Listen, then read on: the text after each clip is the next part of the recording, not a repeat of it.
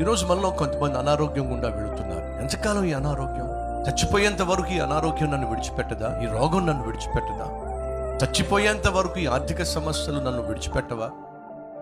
చచ్చిపోయేంత వరకు ఈ కష్టాలు నన్ను విడిచిపెట్టవా? ఎంతకాలం ఈ శ్రమ?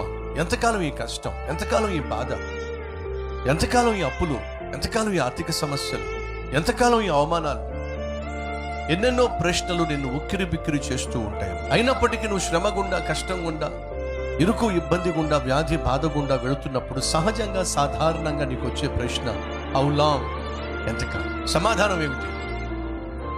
దేవుడే సమాధానం ఇస్తున్నాడు. ఏమిటట?